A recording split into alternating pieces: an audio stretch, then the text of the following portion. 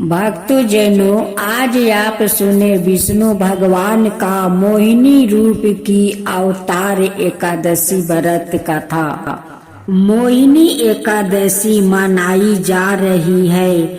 मोहिनी अवतार की पौराणिक कथा के अनुसार जब समुद्र मंथन से निकला अमृत कलश दैत्य एक दूसरे के हाथों से छीन रहे थे। इसी बीच एक मनोरम स्त्री उनके बीच में चली आई। सभी उस मनोरम स्त्री के सुंदर को देख हठत मोहिनी हो गई। वो सभी आपस का झगड़ा भूल कर उन मनोरम स्त्री के पास दौड़ कर गए। दैत्यों ने देवी से पूछा, तुम कौन हो, कहाँ से आई हो? सुंदरी, तुम क्या करना चाहती हो? देवी को देखकर दैत्यों के बीच खलबली मच गया। दैत्य कहने लगे, अब तक देवता दैत्य सीधे गंधर्व चरण और लोक परलोक ने तुम्हें स्पर्श नहीं किए होंगे। अवश्य ही देवताओं ने तुम्हें संपूर्ण इंद्रानियों एवं मन को दीपित करने के लिए भेजा होगा। सुंदरी, तुम हमारा झगड़ा मिटा दो। तुम अन्याय अनुसार निष्पक्ष भाव से इस अमृत को बांट दो, जिससे हम लोग में और अधिक झगड़ा ना हो। प्रस्ताव में श्री हरि विष्णु योग माया शक्ति से योग के हो मोहिनी अवतार धारण किए हुए दैत्यों के पास गए थे। योग माया शक्ति के प्रभाव से तीनों लोकों में ऐसा कोई भी नहीं है जिसे बस में नहीं किया जा सकता है। यही योग माया शक्ति आदि शक्ति है। दैत्यों की प्रार्थना पर तीनों लोगों को मोहित करने में असमर्थ मोहिनी देवी ने दैत्यों से हंस कर कहा, मैं माया हूँ और आप महिषी कश्यप के संतान है। मुझे अन्याय का भार क्यों दे रहा है? बुद्धिमान पुरुष को अवेच्छाचारी स्त्रियों पर कभी विश्वास नहीं करना चाहिए। मोहिनी देवी की प्रयास भरी वाणी दैत्यों को और अधिक अवशत कर गई और उन्होंने अमृत से भरा कलश उनके हाथों में दे दिया। मोहिनी देवी ने अमृत का कलश अपने हाथ में ले दैत्यों से कहा, मैं जो भी करूं फिर चाहे वो उचित होगा या अनुचित, अगर तुम्हें स्वीकार हो तो तुम्हें अमृत बांट सकती हूँ। उनकी मोही युक्त मीठी बात सुनकर सभी दैत्यों देवी मोहिनी के प्रस्ताव पर सहमत हो गए। मोहिनी देवी ने अगले दिन अमृत पान करने की सलाह दी। मोहिनी देवी के आदेश अनुसार अगले दिन समस्त दैत्य स्नान करे अमृत पान करने हेतु पंचित में बैठे देवता भी वहां आकर बैठ गया। मोहिनी देवी अमृत का कलश हाथ में लेकर आई। वो बड़ी ही सुंदर साड़ी पहने हुई थी, आंखें नशीली हो रही थी। कलश के समान सतन और गज सेवक के झुंड के समान जांघें थी। देवी के असरन ने पूरे अपनी झंकार से सभी को मोहित कर रही थी। सुंदर कानों में कुंडल थे और उनकी नासिका कपोल था और मुखरा बिंदे बहुत ही मनोरम थे। बाद में भगवान के इस मोहिनी अवतार ने देवों को अमृत पान कराए और दैत्यों के साथ छल किया। उधर जब भगवान शिव ने सुना कि श्री हरि ने दैत्यों को मोहित कर देवताओं को अमृत पिलाने के लिए स्त्री रूप धारण किया है, वो उस स्थान पर गए जहाँ भगवान श्री हरि निवास करते थे। वहाँ जाकर शिव जी ने भगवान श्री हरि की स्तुति वंदना की। श्री हरि ने शिव जी को दैत्यों को मोहित करने वाले मोहिनी रूप दिखाया। एकाएक शिव जी एक रंग बिरंग फूलों से भरे पूरे उपवन में पहुंच गए। वहां उन्होंने बड़े ही सुंदर परिधान पहने हुए, कमर में करधनी पहने हुए एक सुंदर स्त्री को कीड़ा करते हुए देखा। उन देवी ने लाज भाव से मुस्कुरा कर तिरछी नजर से शिव जी की और देखा। बस फिर क्या था, कामदेव को भस्म करने वाले भगवान शंकर का मन उनके हाथ से निकल गया। वो मोहिनी देवी को निहारने लगे। उनकी चित बन के रस में डूबे शिव जी इतने भावतुर हो गए कि उन्होंने अपने आप की भी सूध नहीं रही। जहाँ भगवान शंकर की मोहिनी देवी पर आंखें लग जाती थी, लगी ही रहती थी और उनका मन वही रमन करने लगता था। वो मोहिनी देवी के अत्यंत आक्रोश हो गए थे। उन्होंने मोहिनी भी अपने प्रति आसक्त जन पड़ती थी। उनके हाव भाव के शिव जी का विवेक शून्य हो गया था और वो कामतुर हो गए थे। अपने बैरी कामदेव से मानो परास्त होकर महादेव जी विष्णु के मायामय मोहिनी रूप को जानकर भी पीछे पीछे दौड़ने लगे। पार्वती जी का ख्याल त्याग कर शंकर मोहिनी के पीछे लग गए। उन्होंने उत्तम होकर मोहिनी के केस पकड़ लिया। मोहिनी अपने केसों को छुड़वा कर फिर वहां से चल दिया। शंकर फिर उसके पीछे पीछे दौड़ने लगे। उस समय पृथ्वी पर जहाँ जहाँ भगवान शंकर का बीरिया गिरा, वहाँ वहाँ शिवलिंग का क्षेत्र में सौरन की खाने हो गई। तत्पश्चात यह माया है ऐसा जान कर भगवान शंकर अपने स्वरूप में स्थिति हुई। अमावस्या माता की जय हो। अमावस्या माता की जय हो। वैशाख माह का अमावस्या व्रत कथा के अनुसार एक गरीब ब्राह्मण परिवार था। उस परिवार में पति पत्नी और उनकी एक पुत्री भी थी। उनकी पुत्री समय के गुजरने के साथ साथ धीरे धीरे बड़ी होने लगी। उस पुत्री में बढ़ती उम्र के साथ साथ स्त्रियों चित सगुनों का विकास हो रहा था। वो कन्या सुंदर थी, संस्कार वर्ण और गुणवान थी, परंतु गरीब होने के कारण उसका विवाह नहीं हो पा रहा था। एक दिन वो ब्राह्मण के घर एक साधु महाराज पधारे। साधु उस कन्या को स्वभाव से अत्यधिक प्रसन्न हुआ।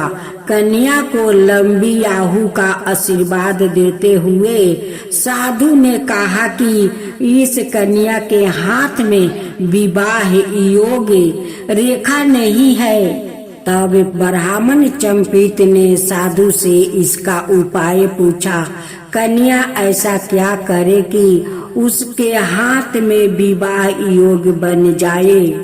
साधु महाराज ने कुछ देर विचार करने के पश्चात अपनी अंतर्दृष्टि से ध्यान करके बताया कि कुछ ही दूरी पर एक गांव में सोना नाम की एक धोबिन महिला अपने बेटे और बहू के साथ रहती है, जो बहुत ही आचार विचार और संस्कार संपन्न था, पति परायण है। यदि यह सुकन्या उस धोबिन की सेवा करे और वो महिला इसकी शादी में अपने मांग का सिंदूर लगा दे और उसके बाद इसे कन्या का विवाह हो जाएगा, तो इस कन्या का विधवा योग मिट सकता है। साधु ने यह भी बताया कि वो महिला कहीं बाहर आती जाती नहीं है। यह बात सुनकर ब्राह्मणी ने अपनी बेटी से धोबिन की सेवा करने का प्रस्ताव रखा। अगले दिन से ही कन्या प्रात काल ही उठ कर सोना धोबिन के घर जाकर साफ सफाइया और अन्याय सारे कार्य करके अपने घर वापस आने लगी। एक दिन सोना धोबिन अपनी बहू से पूछती है कि तुम तो सुबह उठकर सारे काम कर लेती हो और पता भी नहीं चलता। बहू ने कहा, माँ जी, मैंने तो सोचा कि आप ही सुबह उठकर सारा काम खुद ही खत्म कर लेती हो। मैं तो देर से उठती हूँ। यह सब जानकर दोनों सास बहू घर की निगरानी करने लगी कि कौन है जो सुबह ही घर का सारा काम करके चला जाता है।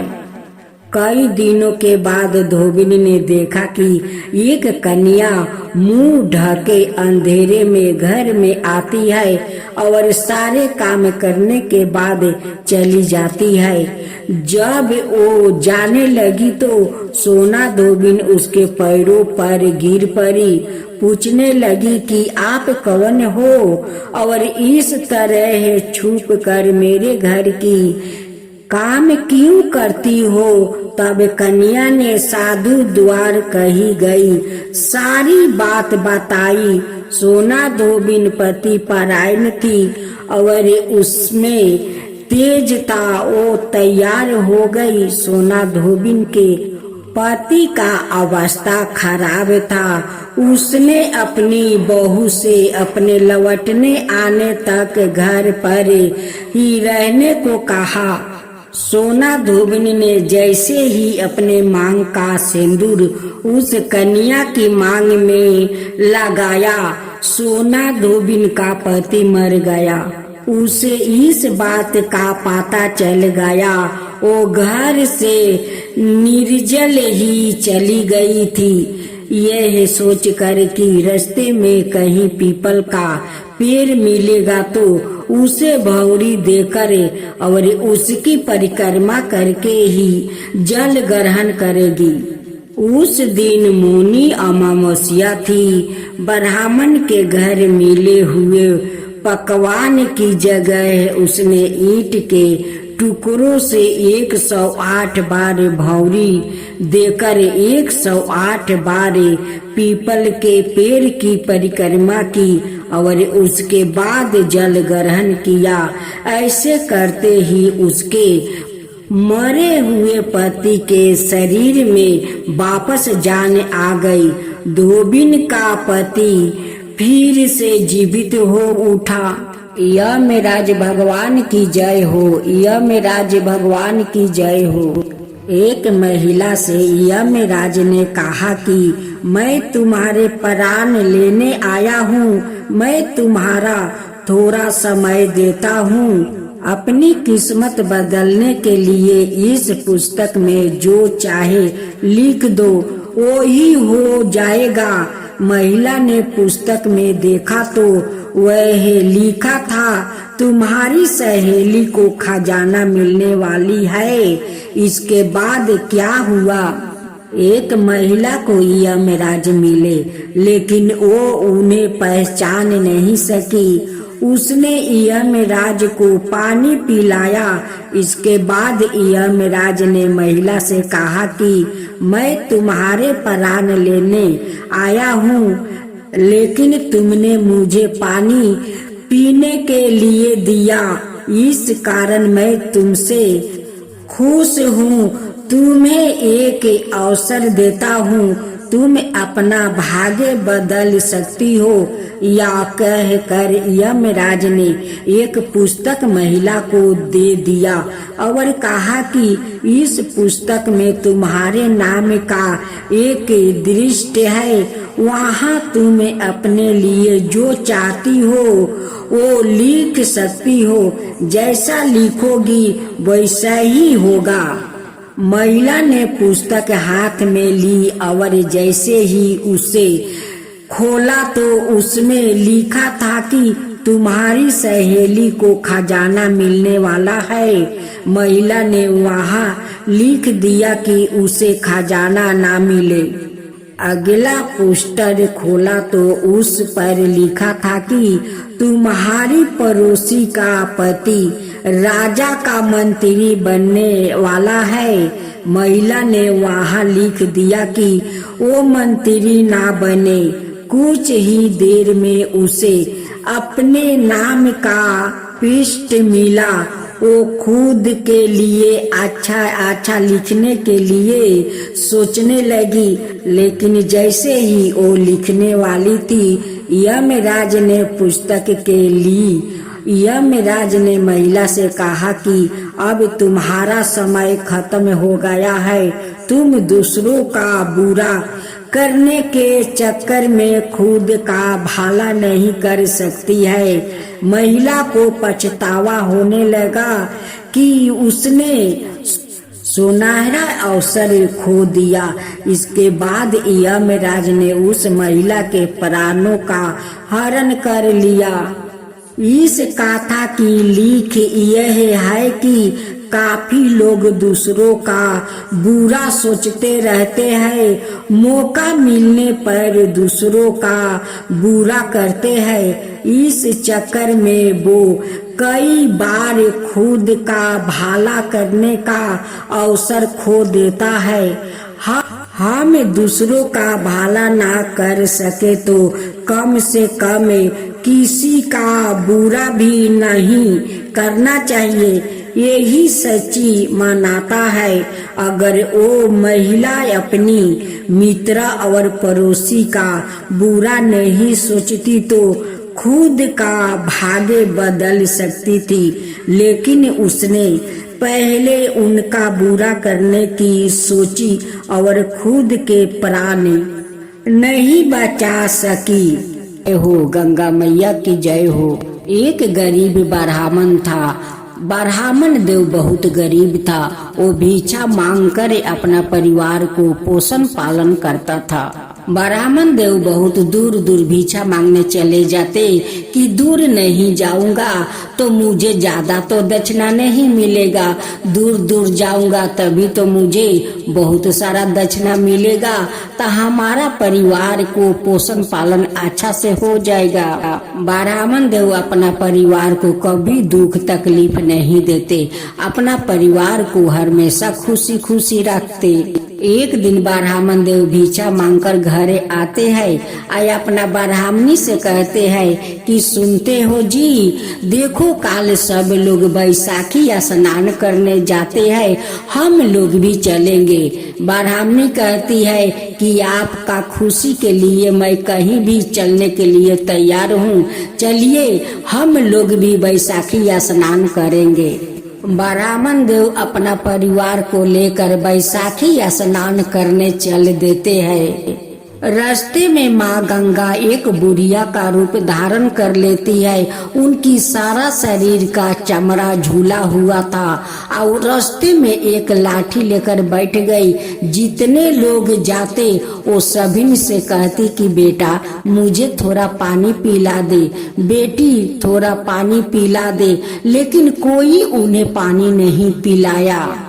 ब्राह्मण देव अपना परिवार को लेकर उसी रास्ते से जा रहे थे। जब उस बूढ़ी माँ के पास पहुँचा, बूढ़ी माँ कहने लगी कि बेटा मुझे बहुत जोर का प्यास लगा है, देख मेरा गला सूखा गया है, कोई मुझे पानी नहीं देता है, बेटा तू पानी पिला देगा।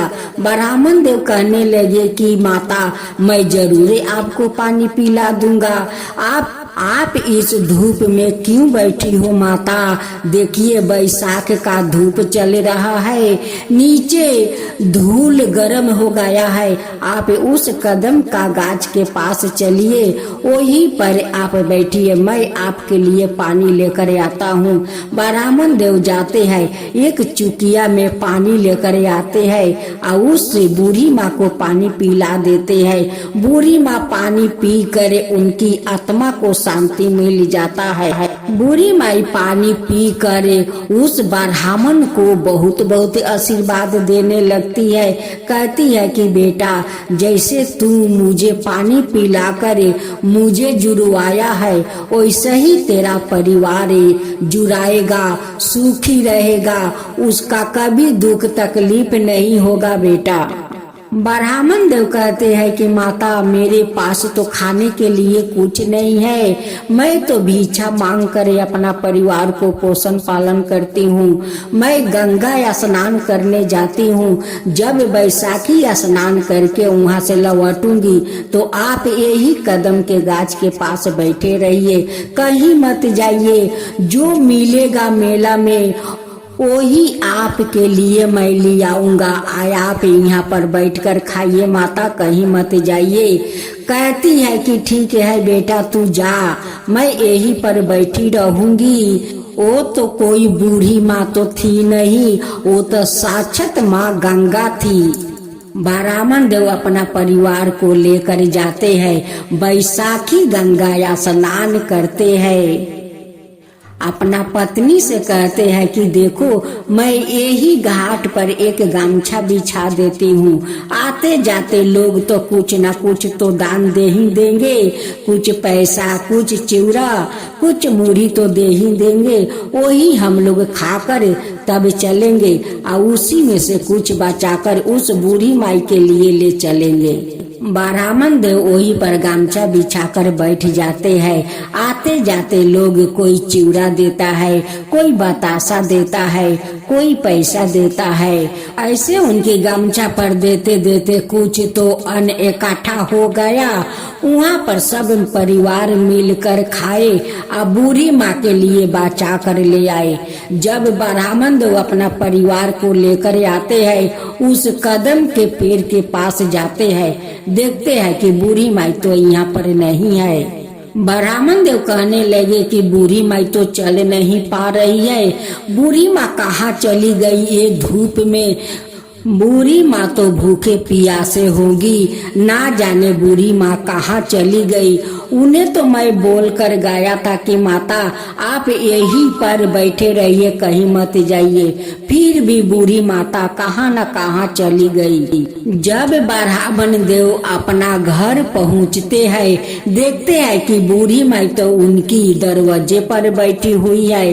अब ब्राह्मण देव देख कर बहुत आश्चर्य में पड़ गए कि ये बूढ़ी माई तो चल नहीं पा रही है, हम लोग के घर कैसे आ गई, हम लोग के घर का पता ये कैसे जानती है। ब्राह्मण देव उस बूढ़ी माई से पूछते हैं कि माँ, आप तो चल नहीं पा रही है, आप कैसे यहाँ पर आ गई? आपको पता कैसे चला कि ये मेरा घर है?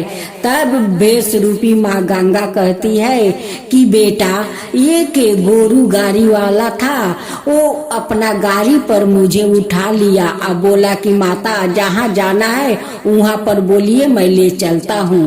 वो ले आया, आए ही पर मुझे उतार दिया। मुझे तो पता नहीं है बेटा कि ये तेरा घर है, बस गाड़ी वाला लाया, आए ही पर उतार दिया। बोला कि ये ब्राह्मण का घर है। लेकिन माँ गंगा को तो सब कुछ पता है, उनकी दुख तकलीफ भी पता है, उनकी घर दुआर भी पता है। माँ से भला कुछ छुपता है? माँ तो सब देखती है, सब जानती है। ब्राह्मण देव कहने लगे कि माता, आपको तो बहुत भूख लगी होगी, लीजिए चिवड़ा और बतासा खा लीजिए, खा कर यही चौकी पर आप सो जाइए, आराम कीजिए। जब रात को ब्राह्मण परिवार सो गया तो माँ गंगा भला कैसे सोती? वो उठ कर अपना चरण उनकी दरवाजे पर छोड़ देती है। एक मोहर भरा कलश उनकी दरवाजा पर रख कर माँ गंगा तो अंतर्ध्यान हो जाती है। जब सुबह हुआ तो ब्राह्मण ब्राह्मणी का आंख खुला, वो आकर माता को देखने लगे। देखते हैं कि चौकी पर तो माता है नहीं, यहाँ पर तो 2 चरण पलुका है, मोहर भरे कलश है। अब तो ब्राह्मणी कहती है कि स्वामी, वो कोई बूढ़ी माई नहीं थी, वो तो माँ गंगा थी, साक्षात माँ गंगा थी। आप जो माँ को वहाँ पर पानी पियाया था, उसकी कर्ज माँ चुकाया है। घर में जो बतासा चिवड़ा खिलाए थे, उनकी कर्ज माँ चुका कर चली गई। ब्राह्मणी कहती है कि स्वामी, हम लोग का भाग्य कितना अच्छा है कि माँ बैसाखी गंगा हम लोग का दर्शन दिया, आपको हाथ से पानी पिया, आपका हाथ का चिवड़ा बतासा खाया। कितना हम लोग तकदीर वाले हैं कि माँ गंगा दर्शन भी दिया, आपका हाथ का भी भोजन भी किया। इतना सारा धन माँ देकर गए कि ये धन हम लोग के कभी शेष नहीं होगा। अब ब्राह्मण ब्राह्मणी बहुत अच्छा अपना महल बना लेते हैं। अब वो लोग आजाद से रहने लगा। सारा दुख तकलीफ माँ गंगा लेकर चली गई और उनकी घर में धन भर गई।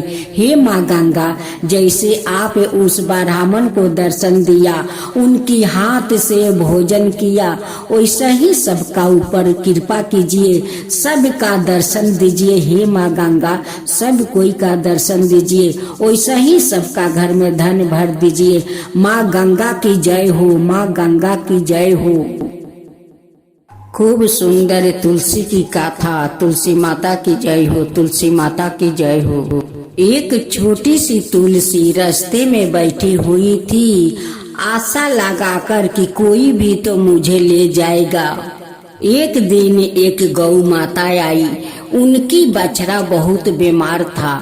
उस तुलसी से कहती है कि हे तुलसी, मुझे 2 पाता दो, मेरा बच्चा बहुत बीमार है, तुम्हारा पतिया खा लेगा तो मेरा बच्चा ठीक हो जाएगा। वो छोटी तुलसी कहती है कि मैं कैसे तुम्हें पाता दे दूं, मैं तो ऐसा ही छोटी हूँ, अगर अपना पतिया तुम्हें दे दूंगी, मैं अपना शरीर को ठंडक कैसे दूंगी, मैं तुम्हें पतिया नहीं दे सकती हूँ। गौ माता कहती है कि नहीं तुलसी, मुझे 2 पतिया दे दो कि मेरा बच्चा खाकर वो ठीक हो जाए। जब छोटी सी तुलसी अपना पतिया नहीं दी तो गौ माता को बहुत दुख हुआ। वो कहने लगी कि तुलसी, मेरे बच्चा तो बहुत बीमार है, मैं आज तुम्हें श्राप देती हूँ कि तुम इसी रास्ते में तड़पती रहोगी, कोई तुम्हें नहीं उठाकर ले जाएगा और नहीं तुम्हारा आवाज किसी तक पहुँचेगा। तुम इसी रास्ते में तुम तड़पती रहोगी, कभी तुम बड़ी नहीं होगी, यही पर छोटी बन कर रहना। ये मेरी अभिशाप है, तुम तड़पते रहना।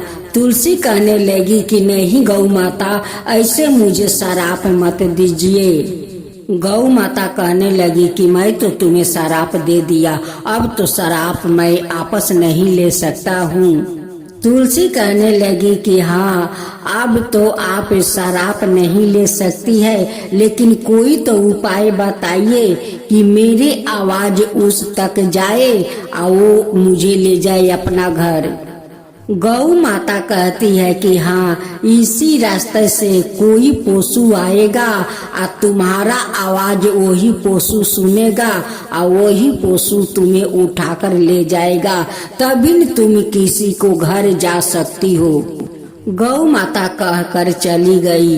एक के गांव में एक साहूकार था। उस साहूकार ने बहुत दिन से माँ तुलसी का वो पौधा खोज रही थी, लेकिन तुलसी पौधा उन्हें नहीं मिला। वो साहूकार एक कुत्ता को पोस रखा था।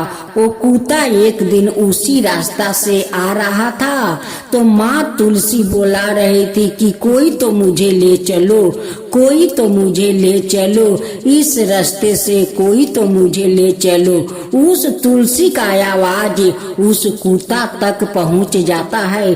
कुत्ता चारों दिगे खोजने लगता है कि कौन ऐसा आदमी है कि बोलता है कि मुझे ले चलो, मुझे ले चलो।